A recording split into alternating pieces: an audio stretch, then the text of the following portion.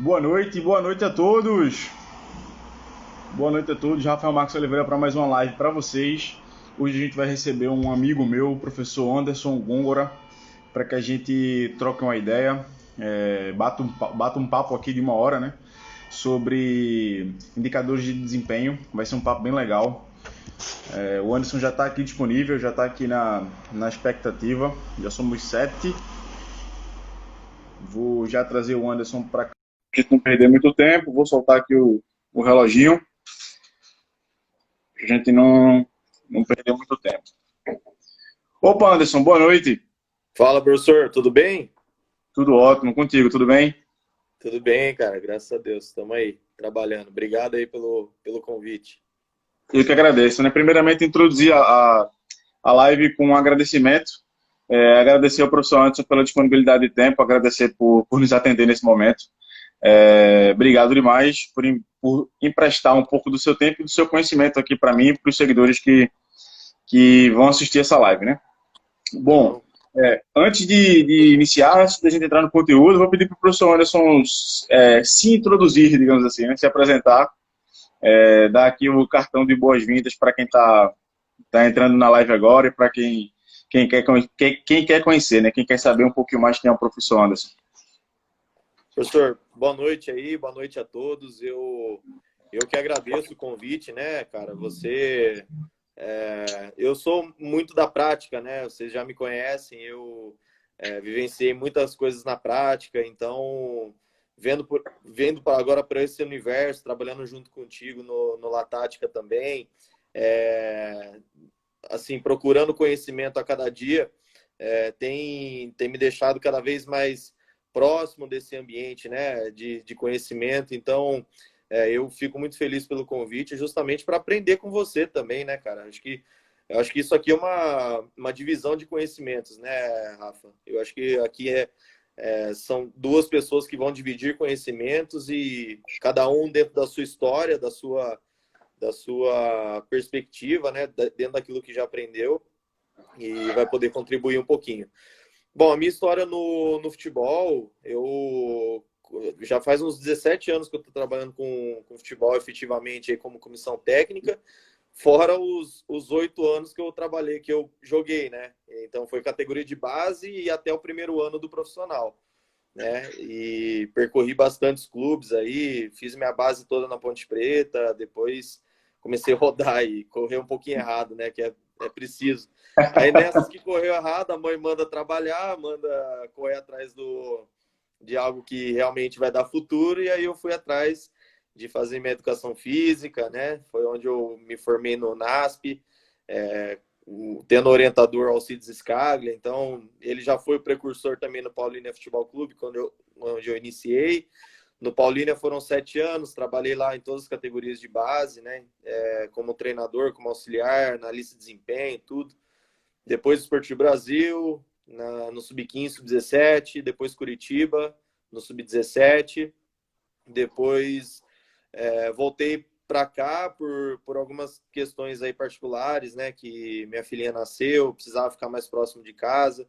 E aí eu aceitei o convite para ir com o Hélio no Capivariano. E a gente foi vice-campeão paulista, foi uma experiência muito boa. No Sub-20, no profissional, eu estava ali inserido. Juntamente a isso, trabalhando com empresas de intercâmbio, né? Hoje eu divido aí com o Desportivo Brasil, né? Que eu sou treinador do 17 e auxiliar do profissional, juntamente com os serviços com a Base Academy, que eu sou head coach lá. Então é uma vida corrida, mas a gente ama o que faz e isso que dá todo sentido, né, Rafa? Eu acho que a gente tem que ter o mínimo de destino para aquela situação e gostar do que faz, né? Então, isso que move a gente querer trabalhar com futebol a cada momento, né? A gente não cansa, na verdade, a gente partilha cada vez mais do que gosta. Então, é mais ou menos isso aí a minha história. Boa, Anderson. Eu já peguei um ponto aqui de coincidência, digamos assim, na minha história e na tua história, que ambos jogaram ali até, chegou a profissionalizar, eu não cheguei nem a profissionalizar. E eu olho para trás, eu até costumo falar isso aqui para os seguidores, que se eu tivesse uma intervenção de um profissional nos contextos em que eu estava inserido, que pudesse extrair o melhor de mim, talvez eu conseguisse ter chegado no nível bom. Eu apresentava ali algumas potencialidades, mas nunca fui desenvolvido, digamos assim, né? E também É, acho que não tive maturidade suficiente. Eu não sei qual foi o teu caso nesse sentido, por que que tu não resolveu continuar, mas eu tenho essa noção muito clara, que se eu tivesse os conhecimentos que eu tenho hoje, eu teria sido um atleta melhor. Tu acha que isso também faz parte da tua história? Ou seja, quando tu olha para o conhecimento que tu adquiriu depois e lembra da época de jogador, se isso se deter esses conhecimentos, esse conhecimento declarativo, teria te feito um atleta melhor? Rafa, eu tinha um conhecimento declarativo bom, cara. Eu tinha uma percepção de jogo muito interessante. Eu era muito tímido, né, cara? Não era um. Por isso que eu falo, cara, que eu acho que assim, eu virei treinador, acho que pelas competências que a gente vai adquirindo, né? Acho que quebrando aquele paradigma de que o cara nasce líder, né? Eu não vejo por essa perspectiva, né? Eu acho que a liderança é algo que você vai estimulando aos poucos, né? Talvez você até tenha alguns traços aí de liderança, mas no meu caso, cara, eu era muito franzininho, né, cara? E com repertório técnico muito acima da média, assim, Rafa. Acima da média mesmo, cara. Só que perdia na força, né, cara? Perdia tipo assim, todos os anos na Ponte Preta, eu joguei dos 12 até os meus 17 anos na Ponte, né? Então foram 5 anos. Quando fui fazer a transição pro sub-20, que eram 3 anos, né? Que é 18, 19 e 20. Eu ainda mantive aquele corpinho, né, cara? Eu não tinha maturado ainda, cara. Ou talvez teria ficado assim também, mas que seria ideal para jogar futebol, né? Porque futebol a gente mais pensa do que tem que ficar correndo atrás de adversário. E não tiveram paciência nesse sentido, né? Você não vai conseguir resolver as coisas. E naquela época, né, era muito assim, né, cara? Pô, é muito corpo, muitos caras maturados que jogavam, então eu acabei que caindo nesse processo. Mas assim, vejo que foi mais por conta do sistema mesmo do que propriamente daquilo que eu poderia ter sido melhor, viu, Rafa? Eu acho que, tipo assim, eu poderia ter procurado uma assessoria que me ajudasse, sabe, em algum sentido, ter sido um pouquinho mais firme nessas situações de suplementação, enfim, mas a informação muitas vezes também não chegava, né? Então, se eu fosse mudar alguma coisa, seria isso, né? Mas realmente, acho que você tem razão, cara. Se a gente cai aí com pessoas que enxerguem bem o processo, a gente tem uma evolução significativa aí, viu? Boa, Anderson. E pegar o gancho do que tu falou agora, né? Quando a gente olha para um menino, né, independente das capacidades físicas, se calhar o fio contrário do que foi aconteceu contigo, eu maturei muito cedo, eu tinha muito mais força e velocidade para a categoria, principalmente em espaços curtos, em pouco espaço, né, aquela arrancada de 3, 4 metros. E eu muitas vezes sei que me destaquei por isso, muito mais do que, por exemplo, por ter uma qualidade técnica mais refinada, né, para falar linguagem da bola.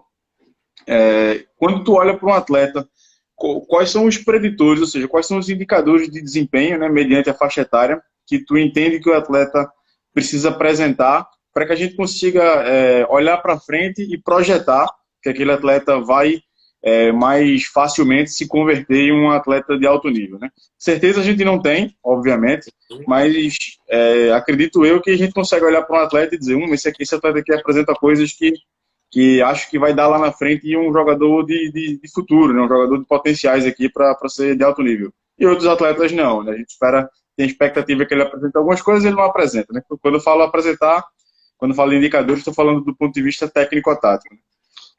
Quais são os indicadores que tu mais leva em consideração? Bom, vamos lá.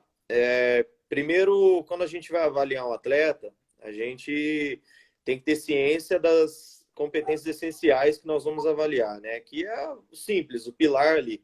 Relação bola, estruturação de espaço, comunicação de ação. Essa comunicação de ação, ela está ligada não somente no ato verbal, mas sim na leitura de jogo, né? Então, isso vai demandar os subprincípios, vamos dizer assim, da, da, das competências essenciais. Que, por exemplo, na relação bola, a gente vai avaliar todo aquele repertório que o menino tem de resolução de problema o quanto mais refinado possível, né? Ou, se não refinado, mas resolver o problema de forma efetiva, né? Aquele atleta que consegue transformar uma bola quadrada na redonda, né? Sendo mais simples, né? A estruturação de espaço, eu já identifico aí o atleta que consegue fazer uma ligação entre bola e espaço, né? Saber o lugar que ele está, saber onde que ele vai, saber que se ele for em cima de um atleta, ele vai roubar espaço, ou ele tá, não vai ser próximo às opções. E a leitura de jogo é o cara que tem um nível de tomada de decisão muito acima, né? O cara que consegue identificar o que vai fazer na próxima jogada, o cara que tem um dinamismo muito grande. Então, a gente consegue perceber no atleta já alguns indicadores de que ele tem o básico, né, Rafa? E aí que eu falo básico é o seguinte, você identificar que isso o cara faz, tá entrando no sub-14, óbvio que cada realidade de clube é diferente, né? O que eu vou avaliar num clube de Série A é diferente do que eu vou avaliar num clube de expressão mais baixa. Porque queira ou não queira, esse atleta que está chegando para mim, muitas vezes é o cara que não deu certo no Cruzeiro, no Atlético, e aí vai para os times menores, né? Eu só estou dando um exemplo hipotético aí. E então a realidade de cada clube vai ditar muitas vezes aquilo que é o ideal para você. Agora, lógico que nós temos que observar a reserva de evolução que esse atleta pode oferecer. E aí é o cuidado do diagnóstico muito precipitado, né?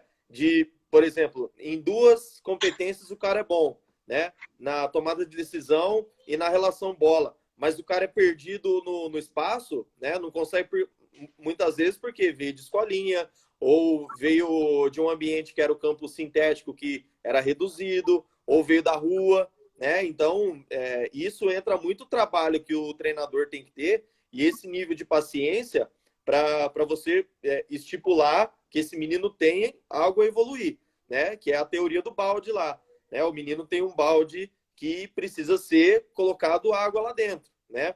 Agora, tem atletas que já tem o balde e já tem a água. E nem se você colocar mais, ele não vai passar daquilo, né? Seja em termos maturacionais da parte física, maturacionais da parte mental, ou propriamente do nível de jogo mesmo do atleta, né? Então, são esses cuidados e esses pormenores das questões de indicadores que a gente tem que entender onde que o atleta vai conseguir chegar, entendeu, Rafa? Entendi, show de bola. Anderson, tu falou uma expressão que eu achei interessante, né? Reserva de evolução, né? Ou seja, o atleta que ele ali apresenta potencialidades e dá para perceber que ele apresenta potencialidades, como tu falou, né? Ele vai bem em uma ou 2 competências e não vai bem em outra competência, e por isso pode ser que aquele atleta não, ou melhor, pode ser que aquele atleta se torne um grande atleta, mas não é possível encher o balde, né? Para pegar a analogia que tu usou agora. Tu acredita que tem alguma competência que seja mais difícil de desenvolver do que outra? Eu acredito que a relação bola, né, Rafa? Porque o que acontece, cara?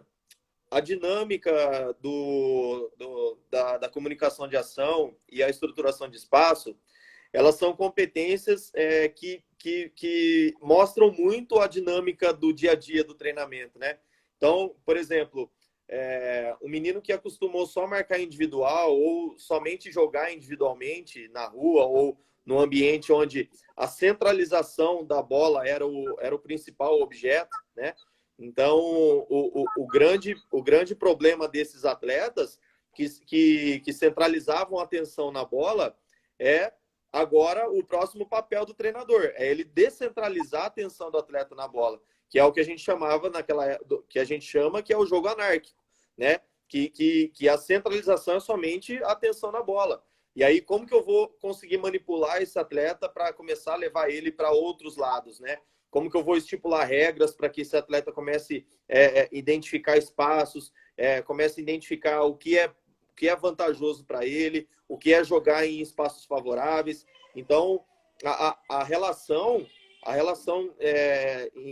em relação à estruturação de espaço está muito ligada a isso, né? Agora, a dinâmica da comunicação de ação ou a tomada de decisão, ela vai melhorando a partir do tempo que eu vou colocando competitividade nesse atleta. Então, por exemplo, eu vou colocando ele num ambiente de treinamento onde a competitividade é muito alta, a própria dinâmica vai fazendo com que esse atleta vai melhorando. Agora, a relação bola é uma coisa que, queira ou não queira, o menino ele desenvolveu muito e é uma característica individual, né? Não tem como a gente falar que não é uma característica individual. Essa capacidade de perceber, de ajustar o corpo corretamente para fazer o movimento. Então, eu acho que... E tanto que Rafa, que, por exemplo, tem menino no Sub-17 ou no próprio Sub-20 que você precisa fazer uns treinamentos lá de cruzamento para o cara aprimorar, né? Por que os times fazem tantos treinamentos aí de ordem técnica, né? Vamos fazer treinamento de cruzamento, vamos fazer treinamento de finalização, justamente porque é uma coisa que a relação bola é algo que é muito nítida, que o cara precisa evoluir cada vez mais, e é uma coisa que muitas vezes o cara não tem, né? Às vezes o cara tem uma característica mais defensiva ou tem uma característica de fazer o simples, né? Quantas vezes a gente já viu volante que pega a bola, rouba e solta pro meia, né? Ele não vai fazer mais do que isso. Por quê? Porque isso é da característica dele, né? E a gente precisa identificar que existem esses atletas também. E aí é o erro, Rafa, da gente não perceber isso e achar que somente a relação bola refinada vai fazer com que o atleta chegue num patamar mais alto. Óbvio, a curva de corte, né? O nível de corte vai acontecer nisso aí.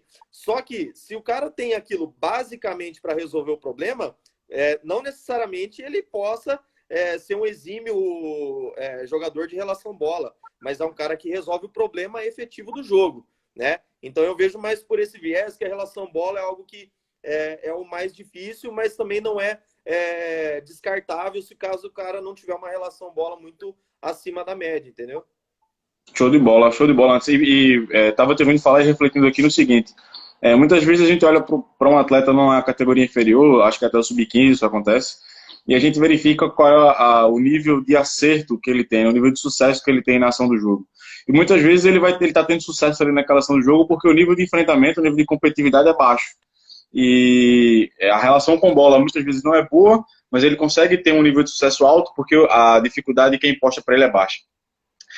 Como não cair nessa armadilha, né? O que é que tu sugere para que não caia nessa armadilha de estar olhando para o sucesso do atleta, né? Se ele consegue executar aquilo de maneira assertiva ou não. E já vou emendar uma outra pergunta nesse viés, é que se o atleta apresenta muitas vezes comportamentos que são positivos, mas ou comportamentos esperados, mas esses comportamentos não geram necessariamente sucesso. Vou te dar um exemplo. Na certa vez eu fui analisar um volante, já no Sub-23, já muito próximo profissional, e ele tinha a característica de saltar pressão com muito vigor, com muita intensidade. E ele não ganhou as subidas de pressão que ele fez, a equipe dele encaixava de maneira individual quando subia pressão, ele não teve sucesso nas ações. Mas o que me chamou a atenção foi ele ter apresentado aquele comportamento naquele nível de intensidade. Ou seja, será que é por aí um caminho para que a gente não caia nessa de achar que um atleta é bom porque ele está tendo sucesso em ações no nível de enfrentamento baixo? Bom, Rafa, primeiro que se você tem essa percepção, esse nível de percepção de que algumas situações estão muito fáceis ou muito facilitadas para um atleta, para um grupo ou até mesmo na parte coletiva, você precisa expor esse atleta em constrangimentos, né? O que a gente fala que ele precisa vivenciar coisas mais complexas. E quando eu li o livro do Mourinho, cara, que é aquele como que é? Não é só vitórias, alguma coisa desse tipo, né? O da editora Grande Área, se não me engano, né? Isso, esse mesmo. Enfim, e ele falava muito isso. No Liderança de Mourinho também ele falava que quando ele percebia que um atleta estava resolvendo um problema muito fácil, ele expunha esse atleta a constrangimentos, né? O que é esse expor em constrangimento? E aí as estratégias que você pode elaborar. Por exemplo, colocando esse atleta em uma outra posição, que vai ser difícil para ele, né? Então, se o cara está resolvendo tudo numa situação de volante, né? Eu preciso colocar esse cara para jogar de lateral, para ele vivenciar uma outra situação. Ou se um lateral esquerdo, Rafa, tá muito, sabe, acima, tá voando na lateral esquerda, tá fazendo o jogo de diagonal, tá fazendo um jogo paralelo, tá conseguindo recompor e incorporar na linha, parece estranho isso, né, cara? Mas nós precisamos colocar esse cara na lateral direita também, sabe? Precisamos fazer com que ele jogue no corredor direito, para que ele comece a sentir dificuldade de jogar com a perna direita, para que ele desenvolva uma outra característica do jogo por dentro. Pega o lateral esquerdo, começa a pôr ele de volante, para ele não jogar só em corredor, em espaços de força e velocidade, para que ele comece a atingir níveis maiores nos espaços de habilidade também. Então, são níveis e características subjetivas que nós temos que identificar para conseguir trabalhar o constrangimento desse atleta, né? E a outra questão que você colocou, muitas vezes aquilo que parece positivo, eu acho que vai muito de encontro a isso, né? Se o menino está fazendo aquilo muito bem, saltando pressão ou fazendo alguma coisa efetiva que muitas vezes não vai ser bom para ele no futuro, nós temos que resgatar e colocar uma outra situação para que ele realmente evolua em outros conceitos, né? E essa percepção, Rafa, é uma questão que o treinador tem que ter tanto na individual, no grupo e no coletivo, mais uma vez. Porque você tem que identificar essas características no seu grupo e ver aquilo que o seu grupo já contempla como muita eficiência e aquilo que você precisa evoluir cada vez mais. Porque senão nós podemos cair num erro, principalmente de ordem processual, né? Aquele time que faz uma posse de bola estupenda, né? Que tem um jogo de posição. Aquela molecadinha, cara, quantas vezes eu já vi projetos aí de sub-12, que a molecada pega, tal, e não tem uma força no último terço, ou não sabe defender muito bem, e às vezes acaba mascarando uma situação de que você não precisa evoluir em outros aspectos, não precisa caminhar no sentido de novos conceitos, né? Então, eu acredito que essa situação da gente identificar aquilo que o atleta já tem, ou a equipe já tem como norte, já consegue resolver muito problema, eu acredito que desafiando essa equipe cada vez mais, nós vamos ter resultados melhores, né, na base, entendeu? Show de bola, Anderson. Pegando um outro gancho nisso que tu falou, né? Tu falou sobre o lateral muitas vezes experimentar, né? A gente oportunizar para ele a possibilidade dele viver a experiência de jogar em outras posições, para que ele também se desenvolva em espaços de habilidade, não somente de força e velocidade. Tu é adepto de que na formação, acho que isso a resposta já está clara, mas como deveria ser, né? Se tu é adepto de que o atleta ele deva vivenciar experiências em outras posições, e como isso deve estar no processo, né? Como isso deve estar colocado no processo. Ô, Rafa, cara, isso é uma discussão espetacular, cara, porque eu já levei essa discussão várias vezes em vários lugares e, por exemplo, ninguém conseguiu me responder até hoje por que tem aquela vamos dizer, aquela cisma de você não colocar dois zagueiros canhotos, né? Eu acho que você já ouviu falar isso já, né? Por que eu não posso jogar com dois canhotos? Porque com a perna direita o cara não... Justamente por isso. Porque o zagueiro canhoto, a gente nunca colocou ele do lado direito. Agora, o destro, se você tem dois zagueiros destros bons, ele joga na esquerda, né? E a gente vê isso desde lá de baixo, desde o sub-14, sub-15, sub-17. Se o cara é canhoto, não tem que colocar o cara na direita. Para que eu vou colocar ele na direita? Hoje é tão difícil resgatar zagueiro canhoto, hoje é tão difícil ter zagueiro canhoto, então fica aquela coisa. Aí o cara é canhoto no 14, é canhoto no 15, é canhoto no 17. Aí depois, meu filho, por isso que o cara não joga com dois canhotos no profissional. Porque justamente esse cara não desenvolveu habilidades de jogar pelo lado direito. Não sei se você já percebeu isso. Ou um próprio lateral esquerdo fazer uma regra de ação de zagueiro, ou um zagueiro fazer uma regra de ação de lateral. né? Quantos casos, caras, a gente vê aí. Por exemplo, no Paulínia, a gente teve um case muito bom, que foi o Fabinho, que hoje está no Liverpool, o volante, né? O Fabinho vivenciou desde a lateral, eu acho que ele só não jogou de goleiro, né? Porque o restante ele desenvolveu muito bem e fazia muito bem, né? E aí ele teve números expressivos no Mônaco, jogando como lateral e volante, teve números expressivos, está tendo agora no Liverpool, né? Então isso é muito da vivência que você coloca para esse atleta, porque é a mesma coisa, Rafa. Por exemplo, a gente vive sob padrões a cada tempo que vai passando, né? Então a gente teve tempo que jogar com centroavante era uma coisa que não podia sair desse padrão. Teve tempo que 2 atacantes era o padrão. Por que não vivenciar tudo, né? Por que não fazer com que esse cara que tem característica de jogar de costa, fazer com que ele comece a sair para atacar espaço, né? Fazer com que esse meia, que é o camisa 10, teoricamente, vá jogar de volante. Coloca esse meia, que é o camisa 10, para jogar de volante, para ele aprender a marcar.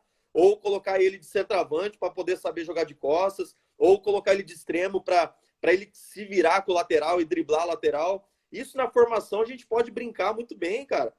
Isso, obviamente, se tiver na questão da gestão do clube, muito evidente de que você quer atingir os resultados a partir disso. E o que é resultado na base? Nada mais é do que a gente proporcionar esse ambiente de evolução do atleta. Porque se a gente ficar somente naquela de formar o volante pro resto da vida dele, não que seja errado, viu, Rafa? Porque teve vários cases aí também que deram muito certo, que o cara era volante do sub-12 e é volante até hoje, né? Mas nós estamos falando da perfeição na formação de atletas. Nós estamos falando naquilo que pode ser vanguarda, né? Naquilo que, no meu ver, eu acredito que é uma situação que, para evoluir o atleta, nós temos que colocar ele sob esse constrangimento. Porque é o seguinte, o cara precisa vivenciar outra posição também, Rafa, por outros motivos também. Por exemplo, eu sou volante, e aí o meu zagueiro saiu para cobrir o lateral, e eu vou ter que entrar na dele, qual a regra de ação que eu estou vivenciando? De zagueiro, né? E aí eu não vivenciei em nenhum momento uma situação de zagueiro, eu não sei o que ele tem que fazer ali, né? E claro que ele tem que ter o conhecimento declarativo daquilo que ele tem que fazer e tem que ter o conhecimento processual, que é o ato dele fazer também. Então eu acho que é muito nessa direção que a gente vai e é muito, muito extenso essa situação de brincar com as posições, né, Rafa? Pois é, eu estava te ouvindo falar e tem algumas semanas que eu fui assistir um jogo do Lyon, na Champions League, por acaso eu caí no jogo, e o Michel Bastos, que jogou durante muito tempo como lateral esquerdo, estava de extremo direito. E era impressionante a dificuldade que ele tinha de compactar na linha em bloco médio baixo. Ou seja, como ele ficava, quando o lateral esquerdo tinha a bola, que ele ficava com os apoios completamente voltados para o lateral esquerdo, ele perdia completamente a referência da linha, ele era o cara que mais desequilibrava, o integrante da linha que mais desequilibrava a linha. E eu pensei, eu me lembro que eu cheguei a pensar isso, eu acho que ele está perdido nesse submomento do jogo, porque ele nunca vivenciou essa posição, ele nunca teve na primeira, até então, né? Depois até na carreira dele ele vivenciou. Mas até naquele momento ele nunca tinha estado na linha antes da última linha. Então ele tinha dificuldade de entender quais eram as ações necessárias para aquele momento. Eu vou te citar um case aqui, que eu acho que a gente até conversou sobre, que foi o Dodô no Curitiba, né? O Dodô que hoje está no Shakhtar. Quando eu cheguei no Curitiba, no Sub-17, o Dodô era extremo, né? E eu tinha jogado contra ele ainda, Rafa. Eu tinha jogado contra ele no Taubaté e eu estava no Desportivo Brasil ainda, né? Quando eu cheguei no Curitiba, eu vi, aquele atacante do Taubaté. E realmente ele não chamava tanta atenção como extremo. Por quê? Porque o Dodô era um cara que resolvia muito as coisas no espaço onde ele podia respirar. E o pulmão dele, cara, piada. Esse cara consegue atacar e defender numa resistência que é só dele, aquilo ali, né? E eu identifiquei aquilo no Dodô, que nos espaços onde ele tinha que ter uma improvisação maior, onde ele tinha que às vezes receber de costas, ou às vezes ter que perfilar o corpo de uma maneira mais correta, ele não conseguia desenvolver da melhor forma. Quando ele começou a ver o jogo de trás, né, que ele tinha esse espaço para conseguir receber, para conseguir progredir no terreno, para conseguir ter uma amplitude do que estava acontecendo em termos de visão periférica maior do que somente naquela regra de ação, onde ele tinha que pensar um pouquinho mais no que ia fazer. Cara, ele pegou seleção no ano que transformou a posição dele, né? E isso, tipo assim, é mérito meu, é mérito do auxiliar, é mérito do preparador físico, é mérito de todo mundo. Todo mundo que observou essa situação conseguiu identificar que o Dodô teria sucesso trabalhando nessa perspectiva de lateral. E hoje, deu no que deu, tá no Shakhtar. Aconteceu com o Cipriano também, que jogava de extremo, agora tá jogando de lateral esquerdo, né? Então, várias situações nós temos que, pelo menos que o cara não achar aquilo estranho, né, Rafa? Ele não pode chegar no profissional e falar, nossa, nunca vi isso na minha vida. Eu acredito que a riqueza da categoria de base está muito atrelada nesse sentido, entendeu? Pois é, exatamente. Por outro lado, Anderson, desse papo que a gente tá batendo, tem aquele atleta que ele apresenta todas as potencialidades na categoria de base, ele apresenta ali indicadores por submomentos do jogo que nos faz acreditar que ele vai conseguir chegar no mais alto nível e ele não chega, né?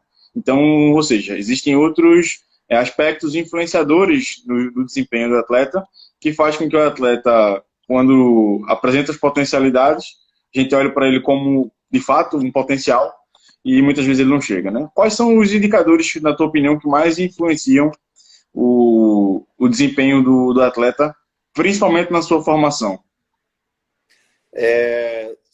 Você tocou num ponto fantástico, Rafa, que é a situação de que às vezes o cara tem todas essas competências que a gente colocou, que são as essenciais, né? Ele resolve o problema do jogo de uma forma fantástica, né? Ele resolve o problema do jogo como ninguém consegue resolver. Só que é um cara que se perde muito sob momentos de pressão, né? Então ele é submetido a processos de pressão dentro da categoria de base que ele não consegue suportar. Então, por exemplo, perdeu uma bola, um companheiro cobrou ele, o cara já se perde, acabou o cara ali, né? Esses parâmetros vão dando aquelas estatísticas de que a CBF realmente está certa em colocar a estatística lá, de que apenas uma porcentagem chega no alto nível, né? Eu acredito que tem esses dados, que 3% atingem um nível de Série A, Champions League, e o restante, cara, 97% tá correndo aí, Série B, Série C, Série D, Campeonato Paulista da A2, A3, Bzinha, Mineiro de segunda divisão. Olha quanto, cara. Olha quantos atletas, né? Se a gente for elencar. E por que nem todos estão numa Série A, nem todos estão numa Champions League? Justamente por isso. Porque a resiliência, que é a palavra-chave aí, vamos dizer, não foi desenvolvida nesse aspecto. O cara não conseguiu ter resiliência para ele suportar momentos de pressão dentro de um jogo. Ou ele não suportou uma pressão de ser substituído, ou ele não suportou uma pressão de tomar uma falta e o treinador exigir que ele faça uma pós-perda e ele não vai fazer, porque não, o meu problema, a minha questão é resolver o problema com a bola, né? Eu não preciso resolver problema sem bola, né? Muito então comum, eu vejo que... Oi? Comum esse argumento, né? Não, muito comum. E eu vejo que essa situação, né? Até o Célio perguntou aí como desenvolver a resiliência. Isso é uma situação de hábito, né? É uma situação de que o atleta tem que desenvolver isso a cada dia. Não é da noite para o dia. Não é da noite, eu dormi, eu sou resiliente agora. Não é. É o hábito que você vai criando. No treinamento, por exemplo, no treino, finalizei 3 bolas para fora, não significa que a quarta eu vou finalizar também para fora. A quarta vai ser gol, né? Eu tomei 2 canetas, né? A terceira eu não vou mais no cara para marcar ele. Eu acho que é muito nesse sentido, sabe? Que o atleta precisa evoluir.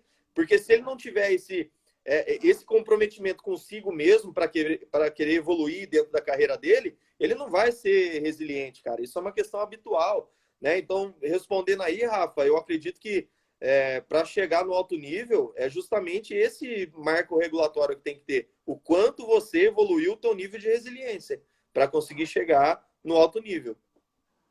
Pois é, um outro aspecto que eu também acho interessante, e eu queria ouvir tua opinião, a gente já falou um pouco sobre isso aqui, que muitas vezes ele não é submetido na sua formação a constrangimentos que de fato vão alterar a avaliação dele no decorrer do tempo, né?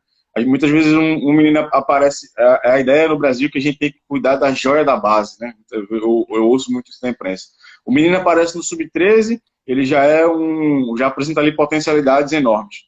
Então ele vai subindo para as categorias acima, sempre com uma espécie de redoma de proteção. Ele não pode ser submetido a constrangimentos no treino, ele não pode ser contrariado dentro do processo de formação.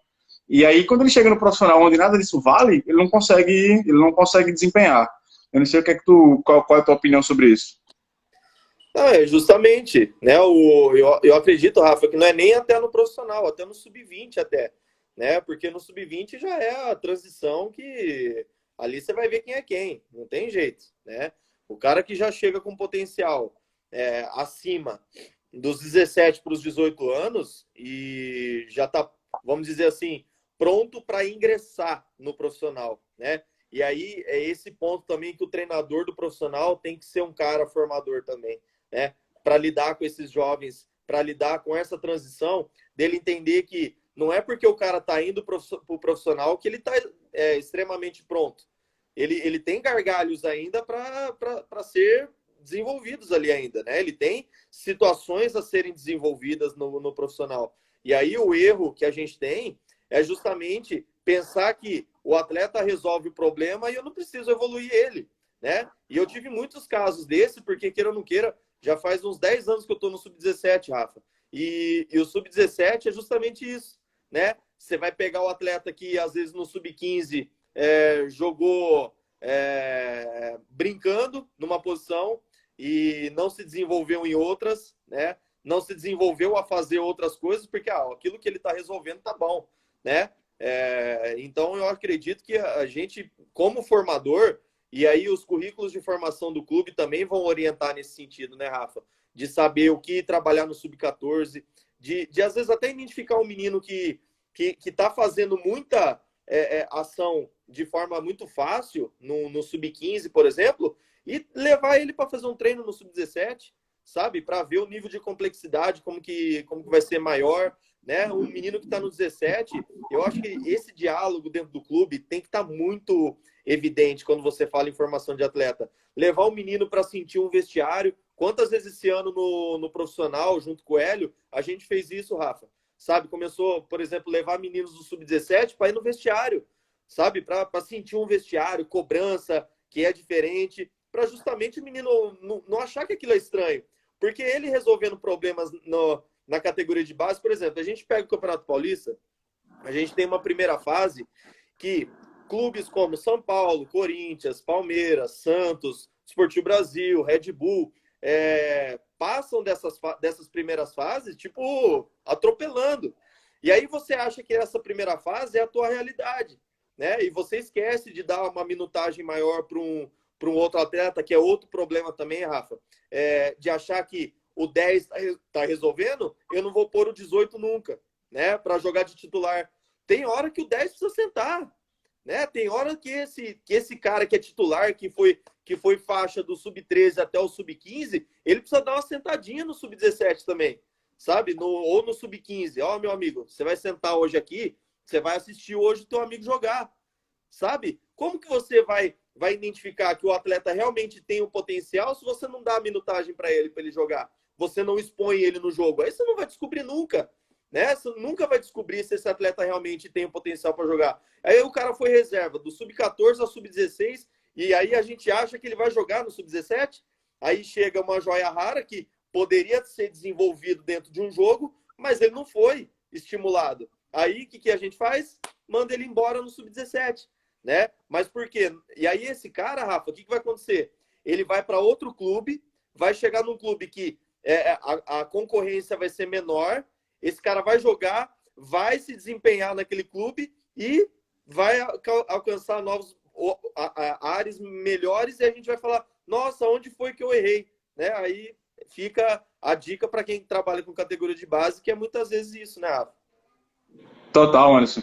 Aí tu tocou num ponto que eu também quero saber a tua opinião, que eu acho interessante, que eu percebo hoje que na formação tem duas linhas de pensamento, basicamente, né? Tem duas vertentes. Eu vou dividir em duas para ficar mais fácil, né? Para didaticamente ficar mais fácil.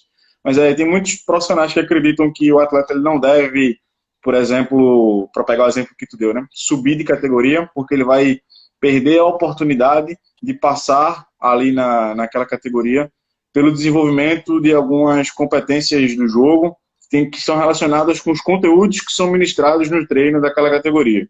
Por outro lado, eu percebo que existe uma vertente que acredita que a categoria de base ela não está ali para ministrar conteúdo, ela está ali para fornecer para atletas experiências, para o atleta viver experiências que vão consolidar as competências que tu citou. E aí, nesse caso, para pegar um exemplo prático, né? Pega um menino de 17 que está no último ano de 17, que provavelmente é o melhor ano dele na categoria, e subir ele logo para o sub-20, porque ele já está muito acima do nível da categoria, ou não, ou deixar ele viver aquele último ano de 17, porque ele ali vai experimentar conteúdos num nível de maturidade maior, então ele vai assimilar melhor aqueles conteúdos e não fazê-lo queimar essa etapa para pular logo para o profissional ou para o sub-20, né, para a categoria de cima, e fazer com que ele viva essa experiência mais cedo, né? Ou seja, tem um dilema aí. Qual é a tua opinião sobre isso? Tu acha que é caso a caso? Tu acha que é mais um, mais o outro? Como é que tu pensa? Eu acho que é caso a caso, Rafa. Por exemplo, nós precisamos observar, por exemplo, um menino por exemplo, vou te dar um exemplo hipotético. Um menino que ele jogou no Sub-13, foi um cara normal, titular, jogou. Aí ele jogou no Sub-14, jogou no Sub-15. Só que no Sub-15, ele teve uma ascensão extrema, né? Esse cara voou no Sub-15. E aí eu chego com ele no Sub-17, voando, né? Na verdade, ele vai ser o Sub-16 voando. Esse menino começa a ser titular no Sub-17, até com o segundo anista, né? Ele sendo primeiro anista, ele vai sendo titular do segundo anista. E aí eu já, de uma forma ou outra, não, esse menino joga, eu preciso pôr ele no Sub-20. E esse cuidado precisa ter, porque esse menino, desde o Sub-14, ele não foi uma referência de liderança. E ele precisa assumir esse papel de protagonista dentro de uma categoria maior, que é maior não, dentro dela, que é a Sub-17. Eu pensar que esse menino, pelo fato, às vezes, dele ter pego seleção no Sub-15, ter evoluído ali, já subir ele para um Sub-20, eu vou queimar uma etapa sensível, que é o Sub-17. Que é uma categoria onde você começa a ter vários conflitos internos como atleta, né? É o momento em que você assina contrato profissional, é o momento em que você faz essa divisão ou essa transição entre adolescente, né? Criança, adolescente e vida adulta, né? Você começa a ter esses conflitos. Você, com 16 para 17 anos, você já começa a ter uma outra postura como homem, né? Você já começa os namorinhos, já começa a menininha daqui, já começa outras vertentes, né? O atleta assina um contrato profissional, por exemplo, no Sub-16, a família acha que ele vai resolver o problema da vida, né? E já acha que ele já tá com 300 pau na conta por mês, né? E aí, esse aspecto que o atleta tem que desenvolver, muitas vezes ele passa para o Sub-20 e acaba queimando isso, porque ele já vai estar num ambiente que vai exigir muito dele, né? A cobrança vai ser muito grande em cima do que ele possa resolver e a gente esquece que ele precisa passar. Óbvio que se a gente perceber que aí é outro caso, né? Isso eu estou falando desse caso específico do atleta que teve uma vida normal na categoria de base, Rafa. Agora, o cara que foi capitão no 13, capitão no 15, capitão no 16 e, a gente já vê que a vida, a questão corporal do cara já consegue bater de igual para igual no sub-20, aí é o momento de subir. Aí é o momento que você já pode colocar no sub-20 que ele vai resolver o problema. Agora, a gente não pode esquecer que as avaliações, e aí voltando nos indicadores, precisam ser levados em conta, né? Porque também não é só a questão da maturação. Se o cara está numa questão de maturação, mas será que o cara está desenvolvendo muito bem a leitura de jogo? Será que o cara desenvolveu muito bem a relação bola, estruturação de espaço? E aí que a gente tem que ser muito sensível de saber quem sobe, quem não sobe. ou quem desce, né? O cara tá no sub-20, não desempenhou, vivenciou, não tem problema nenhum em descer. Só que como trabalhar essa descida também, né? E aí são esses dilemas da categoria de base que eu acho que são aspectos muito ricos a serem trabalhados, mas é muita questão de você perceber o momento e o atleta que está subindo, entendeu, Rafa? Acho que é mais ou menos por aí. Entendi, sim. Vou pegar em outro ponto que tu tocou, que eu acho que é interessante. A gente falou sobre aquele atleta que apresenta potencialidade no 13, no 15, no 17. No 20 já não tanto, e no profissional ele já não consegue chegar. E a gente citou aspectos que tem a ver com o campo e bola, digamos assim, né? Com o lado de dentro, né? Mas tem muitos fatores externos também que influenciam no desempenho dele, né? Fatores que estão atrelados à vida dele, mas não estão necessariamente atrelados ao dia a dia no clube. E tu citou alguns, né? Começa a namorar, a relação com os pais, né? Aquela fase onde ele começa a questionar mais a autoridade dos pais. Muitas vezes começa a ganhar dinheiro, né? É a fase onde começa a entrar algum dinheiro mais significativo. E tu acredita que, ou seja, qual é o peso disso para atrapalhar, potencialmente atrapalhar o desenvolvimento de um atleta que possa chegar muito bem no profissional? É o fator esse fator externo, né? Esses fatores externos são os mais fortes para impedir a chegada de um atleta no mais alto nível? Sem dúvida nenhuma, Rafa. Sem dúvida nenhuma. Eu te falo isso com toda a propriedade do mundo. Com toda a propriedade do mundo. Por estar trabalhando tanto tempo com essa categoria, sub-17, eu falo com você com todas as letras que o fator externo é o que mais atrapalha esses atletas, né? É o fato de justamente eles já acharem que são jogadores, né? E aí eles começam a deslumbrar uma situação de que ele tem que ser igual ao Neymar, de que ele tem que ser igual ao Vinícius Júnior, de que ele tem que ser igual ao Rodrigo Góes, só que esses caras já estão lá, né? Esses caras já estão. Então, ele não abdica de guardar um dinheiro para ele, de que possa ser bom para ele no futuro, do que comprar um Angel, que é um creme que eles adoram passar, que custa R$ 400. Mas essa é a realidade, Rafa. Essa é a realidade. E eu posso falar com todas as letras, porque é o que eu vejo, né? É verdade. Então, em vez de eu comprar um telefone que seja tranquilo, só para eu mandar mensagem para o meu pai, para minha mãe, eu vou comprar o iPhone X lá, que, pô, custa R$ 11 mil, né? Então eu não preciso guardar dinheiro, né, para outras coisas. Só que eles veem o Neymar usando, eles veem o fulano usando, o cara que tá ganhando 50 pau, 100 pau por mês, e eles acham que essa ajuda de custo deles de 1.500 é uma realidade que vai salvar a vida deles. E aí eu não preciso guardar dinheiro, não preciso me programar, e acaba esquecendo que o verdadeiro valor que é jogar futebol, Rafa. Né? Você precisa jogar porque você gosta, porque você ama fazer aquilo, né? Porque o cara falou que você se identificou, hein, Rafa? Eu acho que você era um boleirão do caramba na base. Hein? Eu odeio o Angel, não tem noção, não. Eu odeio aquele... Pelo amor de Deus. Então, eu digo que é muito essa situação do cara deixar o campo de lado e preocupar com essas coisas de fora, né? O quanto que a gente vê, Rafa, histórias de jogadores que preferiram comprar uma BMW do que guardar dinheiro para comprar uma casa para a mãe ou uma casa para ele mesmo, né? Então, eu vejo que a gente precisa ter esse cuidado de trabalhar isso com o atleta. E aí vai o poder multidisciplinar dentro de uma categoria de base, né?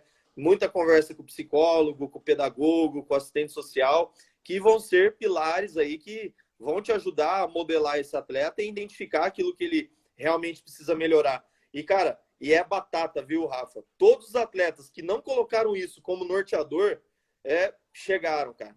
Chegaram. Tem jogador aí, eu não vou citar o nome, mas tem jogador que tá aí em Champions League, jogando aí em alto nível, que nem penteava o cabelo, cara, no Sub-17. O cara não tava nem aí com o visual dele, cara. Sabe, queria jogar bola, queria jogar. E outra coisa, cara, você já começa a identificar também numa preleção, Rafa. Você tá dando a preleção para um atleta no Sub-17, tem atleta que tá assim, cara, sabe? Numa body language que a gente fala, que é linguagem corporal, é ridícula, né? O cara não tá nem aí. E você vê atleta que, pô, ele vai jogar contra o Zé da esquina e ele tá assim, ó. Sabe? Parece que o cara já tá jogando na preleção com você. E identificar esse tipo de atleta, e eu vou falar aqui o caso claro que era do Mauro Júnior, que hoje tá no Heracles da Holanda. Cara, eu dava preleção, parece que esse moleque já estava jogando dentro da preleção, sabe? É impressionante, Rafa. Impressionante. Ele, como primeiro anista, ele já era titular do segundo ano do Sub-17, mas assim, sabe? Jogando muito fácil. Mas era um cara que vivenciava, era um cara que estava bebendo daquilo que você estava falando. Cada palavra que você falava fazia efeito na vida do cara. Então eu vejo que isso faz a diferença do cara que chega ou não chega, viu? Porque às vezes a gente vê vários potenciais, vários caras que têm as competências essenciais aqui em cima e não chegam justamente por esses fatores externos aí, cara. Pois é, Anderson. Eu vou contar um caso que aconteceu comigo no Sub-20. Eu era auxiliar do Sub-20 e tinha um jogador. Era uma situação do jogo, a gente estava perdendo o jogo por um gol, o time adversário estava em bloco muito baixo, a gente pressionando para tentar empatar, e aconteceu uma situação que o atleta tinha que tomar uma decisão que era muito óbvia, a melhor decisão naquela situação. Era um passe mais simples que ia habilitar o cara para sair na cara do gol, né? Assim, desenvolveria para isso. E ele preferiu fazer uma diagonal longa e inverter. Ele tinha acabado de entrar não, mas ele tinha entrado no jogo, sei lá, entrou no decorrer do segundo tempo. E aí eu fui conversar com ele, disse, amigo, o que foi aquilo? Era o passe, era o passe.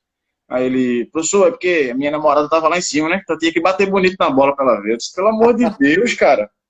Olha a mentalidade. Não, mas é o que mais a gente encontra, viu, Rafa? É o que mais a gente encontra, principalmente nessa categoria, cara. Sub-16, 17, 20. Aí, meu amigo, você vai encontrar muitas situações de que o exterior faz muito efeito no interior ali, né?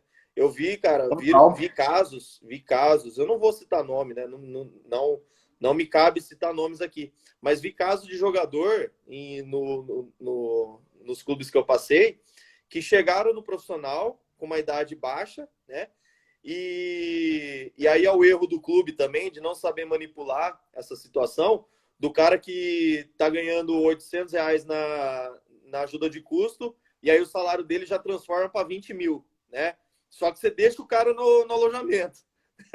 Você não dá responsabilidade pro cara. Ó, você tá ganhando isso, agora você vai alugar a tua casa, você vai atrás do teu plano de saúde, você vai cuidar das finanças individualmente. Você já tá ganhando bem, por que você vai viver sob a asa do clube ainda, né? E aí é o erro, né? É o erro que você começa a identificar de uma ordem de gestão, né? Gestão do clube é muito... Porque se empolga, Rafa. A gente acaba se empolgando porque o cara faz 1 ou 2 joguinhos bons e acaba parando de evoluir aquilo. Aí o cara para de ir na escola, não quer estudar. Para que estudar? Tenho idade, estou no profissional. A gente tem o caso aí que foi evidente do Renier, que ele falou lá, a frase lá, né?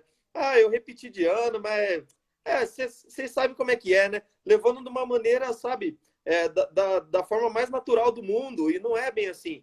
Tudo bem, o cara tinha jogos da Libertadores, tinha jogos que não deixavam ele participar, mas os trabalhos à distância e o interesse, né? Ó, esse atleta vai ficar longe, mas ele precisa fazer um trabalho na concentração. Vai lá, faz um trabalho que precisa entregar amanhã para a professora. Mas não, eu preciso pensar só no futebol.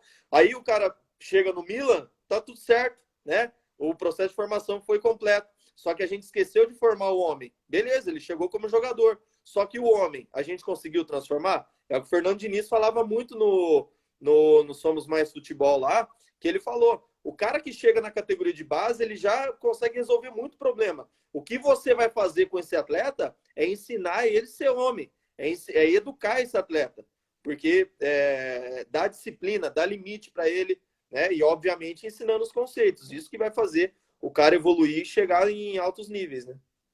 Pois é, show de bola. A gente já está entrando na parte final, Anderson. Eu vou abrir aqui para alguma pergunta aqui que o pessoal queira fazer, uma saideira. Vou deixar a saideira para a galera aqui que está acompanhando. Enquanto chegam as perguntas, eu vou pedir, que eu sempre peço para os convidados, deixarem uma indicação de livro, um jogador que te marcou, um jogador que tenha tocado no teu lado afetivo, digamos assim. Geralmente o pessoal cita um jogador da época da infância e por aí. E um jogo que tenha te marcado, né? Às vezes é um jogo também da época da infância, um jogo que vivenciou já como profissional. Vou pedir essas 3 indicações tuas. Rapidinho, enquanto o pessoal formula a pergunta aqui. Tá, tem uma pergunta legal do Edilson ali, Edilson Gonçalves, que Achei. falou assim, como você vê a categoria sub-17 com essa pandemia? Esse ano será perdido? Eu acredito que tem que ser uma consequência, né, Edilson? Não dá para a gente voltar no tempo e achar que tudo vai estar resolvido de uma forma natural, que não vai estar, né? A categoria sub-17 ela vai ter que de alguma forma trabalhar esse semestre até o final, ou quando for liberado, né? E aí dar sequência no sub-20. Eu acho que é muito do que foi vivenciado até agora e das ferramentas que os treinadores possam ajudar esses meninos a fazerem a transição para o sub-20, né? Acho que é mais ou menos isso. Aqui em Portugal, rapidamente, Anderson, aqui em Portugal, todas as categorias abaixo do 21 acabaram, a temporada acabou. Aqui, ok que a temporada recomeça em agosto, né, aqui. Mas aqui muitas competições de base acabaram sem campeão, simplesmente a competição acabou. O Sidney colocou aí que o professor Eduardo Barros, em suas colunas na Universidade de Futebol, aborda isso. Realmente, a gente é da mesma escola, Sidney. A gente trabalhou muito tempo junto no Paulínia e o Du é o meu parceiraço aí. Trabalhamos junto no Curitiba também. Então, a fala é a mesma, tá? É a mesma coisa aí. Pois Rafa, você pediu o quê para mim? Três jogos, né? Como exato. Um jogo, um atleta e uma literatura. Um jogo especial, um atleta que marcou assim. Exato. E uma literatura. Tá. Cara, um jogo que para mim marcou muito foi o jogo do Mundial do São Paulo com o Telê, né? Que até assistindo esses dias aqui, o Telê vinha de derrotas, né, Rafa? Vinha de uma situação que ele era desacreditado por evidenciar cada vez mais essa parte técnica e mostrou ao mundo que a parte técnica, que o atleta talentoso realmente resolve, né? E a gente viu aquilo no São Paulo. Então, foi o jogo aí com o Milan contra o Barcelona. Esses 2 jogos me marcaram bastante. Eu não sou São Paulino, mas particularmente gostei muito desses jogos. Me marcaram justamente pela qualidade técnica e pelo momento, né? De um treinador bater no peito e, historicamente, fazer a diferença no futebol. Então, isso que me marcou. Um atleta, né? Um atleta, Ronaldo, né, cara? Ronaldo símbolo de superação, um fenômeno, né, cara? É um cara que superou tudo, é um cara que saiu lá de baixo, foi sempre humilde, humilde, né, como atleta, como pessoa. Então, não tem nem o que falar. Ronaldo, para mim, é o maior referencial que eu tenho para mim aí.